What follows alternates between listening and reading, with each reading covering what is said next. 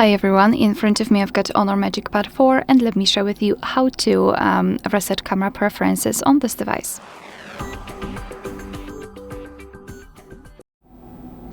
So let's start with opening the camera app. Currently we are on the video mode. You can switch to the photo one, but it doesn't really matter because we will open general settings. So now we can take a look at this option bar, which is in this configuration on the left, right here. Let's tap on this arrow at the bottom to open much more options to choose from. And I'd like to start with grid line. Let me simply tap on this option. As you can see now we've got lines. I just wanted to apply them because I'd like to show you a visual evidence that the reset option will work.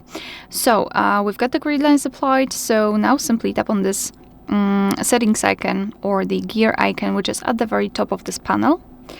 And now let's scroll and find the option Restore Defaults. Also, we've got the grid line here also. Alright, let's tap on Restore Defaults and tap on OK. Camera needs the access to location. It's up to you whether you want to add it or not. And as you can see, now we've got our camera back and the grid lines are not visible, which means that we just successfully reset all camera preferences and customization. Alright, so that will be all. Thank you so much for watching. Please hit the subscribe button and leave the thumbs up.